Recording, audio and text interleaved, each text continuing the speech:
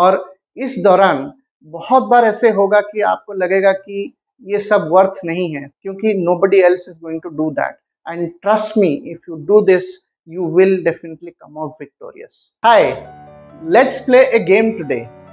I will give you a word and you have to imagine the first thing that will come to your mind. Are you ready for it? So the word is workplace bullying. Now, did this word made you think about an overbearing boss who is looking down upon his teammates and howling and shouting? Well, you are not alone. This is the standard image that comes to our mind when we say workplace bullying, because we associate bullying at work with boss.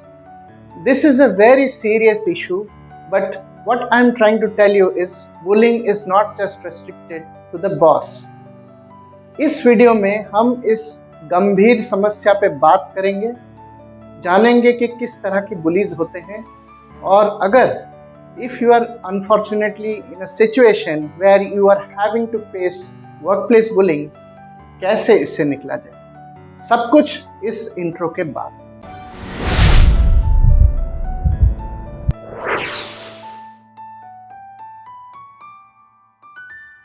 Workplace bullying एक बहुत गंभीर समस्या है। It's a big problem these days, and workplace bullying is a serious issue at work.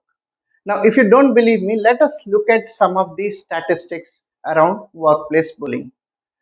A 2020 survey by the Society of Human Resource Management indicated that HR professionals have come back and said there has been a 13% increase in workplace bullying instances.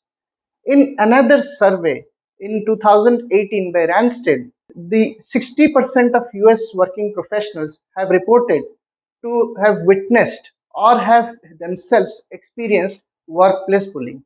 So what does these number indicate? They do indicate that it is a serious problem. Unfortunately, I was not able to find any statistics to Indian workforce. So if our dear viewers, if any of you know of any statistics, drop in the comment.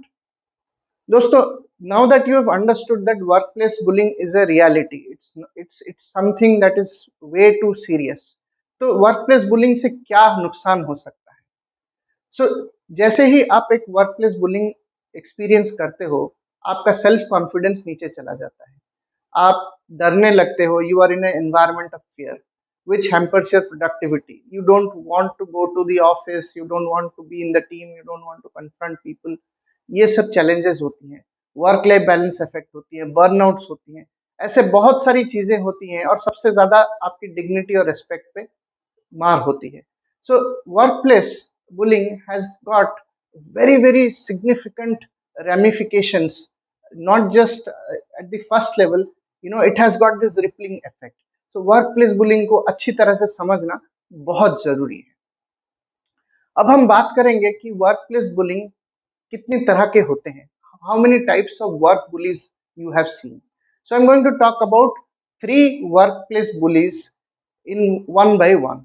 The first one are called the screamers. Screamers मतलब जो बहुत चिल्लाते हैं. ये तो बड़ा obvious है, आप नहीं देखा होगा. बहुत सारे बॉसेस ऐसे होते हैं जो अपने सबऑर्डिनेट्स पे बहुत चिल्लम चिल्ली करते हैं, बहुत चिल्लाते हैं. वो इतना चिल्लाते हैं कि आप उनके टीम में नहीं भी हो तब भी आपको पता चल जाता है कि वो दूसरे टीम के बॉस चिल्ला रहे हैं. तो इस तरह के ओवरबेयरिंग और ओवर शाउटिंग बॉसेस बहुत इजीली पता चल जाता है कि ये उस कैटेगरी के हैं जिनको हम बोलते हैं द स्क्रीमर्स. जो सेकंड कैटेगरी है, इसका नाम है द क्रिटिक्स. ये जो हैं, ये आपके बॉसेस भी हो सकते हैं या आपके पीयर्स भी हो सकते हैं. What they typically do is they criticize what you do. Whatever work you do, whatever work you bring to the table, they will criticize you systematically. तो आपके पीयर भी हो सकते हैं. आपने कुछ काम किया है और आप अपने काम को बॉस के साथ रिव्यू कर रहे हो, वो बीच में घुस आते हैं और आपको 2-3 कमेंट अपने तरफ से ऑफर कर देते हैं. आपने मांगा भी नहीं है और वो उनको देना भी नहीं चाहिए, लेकिन वो ऐसा करते हैं.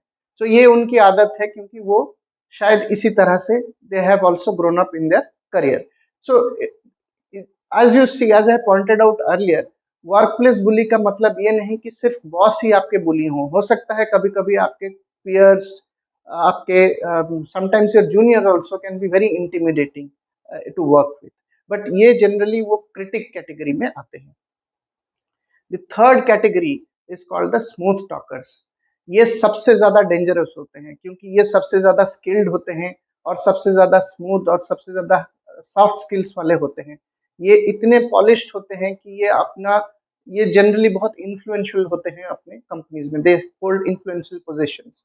सो if they don't like you, they will not go out all the way like a screamer and make the world no.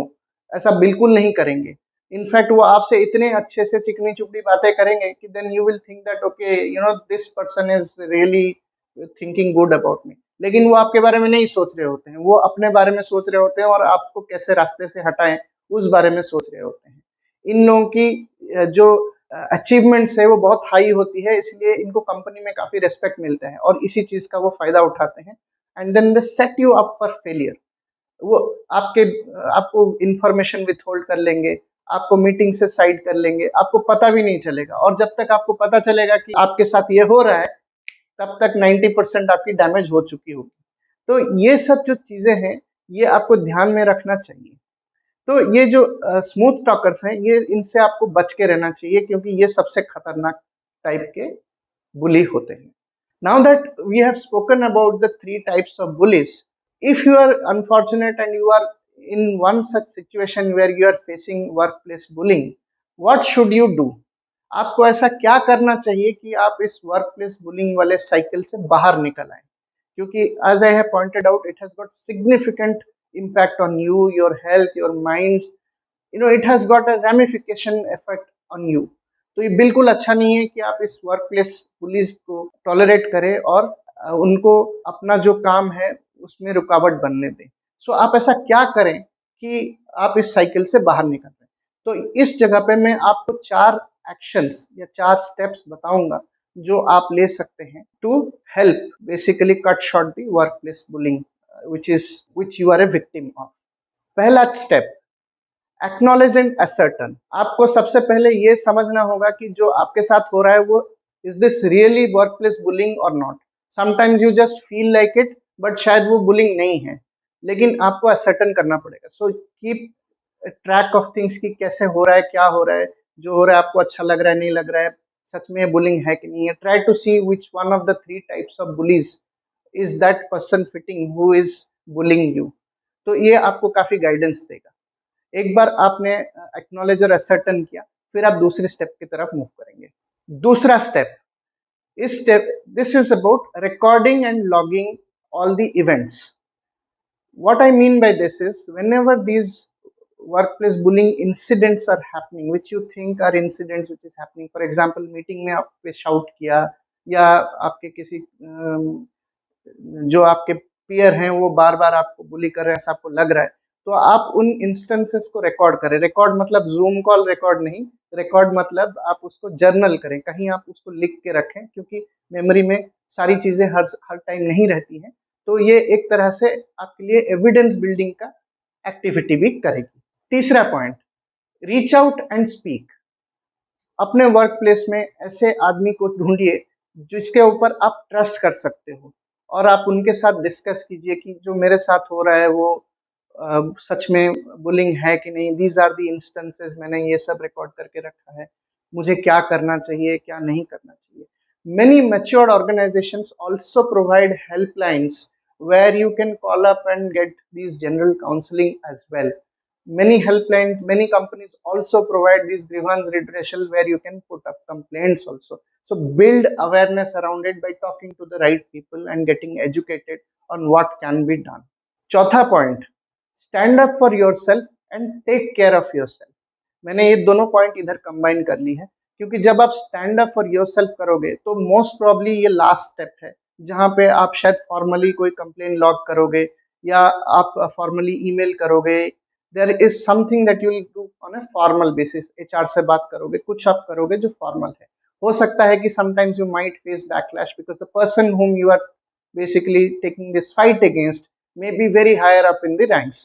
So इस चीज के लिए अपने आप को प्रिपेयर करें, गो ऑल आउट, सारे एविडेंसेस अपने पास रखें और सारे एविडेंसेस उनको सबमिट करें, अपने पास भी कॉपी रखें और इस दौरान बहुत बार ऐसे होगा कि आपको लगेगा कि ये सब वर्थ नहीं है, फाइट करना वर्थ नहीं है, मुझे चुपचाप सब सह लेना चाहिए।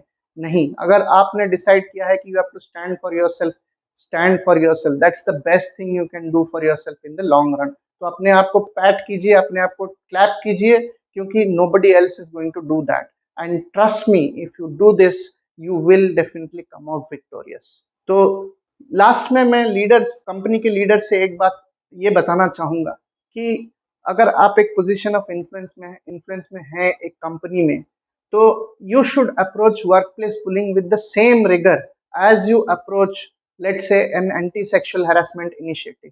बहुत सारी कंपनीज में एंटी सेक्सुअल हैरेसमेंट इनिशिएटिव्स के रूल्स हैं, लेकिन इतने तगड़े रूल्स वर्कप्लेस बुलिंग के लिए नहीं है। इसीलिए बहुत सारे लोग सिस्टम को मैनिपुलेट करके निकल जाते हैं, और जो विक्टिम है वो unfortunately even if may be talented, in the end at the end has to leave the organisation. तो इससे ऑर्गेनाइजेशन का लॉस है, जिस टीम के वो पार्ट हैं, जहाँ पे वो वैल्यू क्रिएट करते हैं, उनके लिए भी लॉस है। तो वर्कप्लेस बुलिंग को समझिए, जानिए, सीरियसनेस को समझिए, अपना रोल समझिए, विक्टिम को एम्पैथाइज कीजिए, और सिस्टम्स प्रोसेसेस बनाइए जो कि आपके कंपनी को एक बेहतर कंपनी बना सके।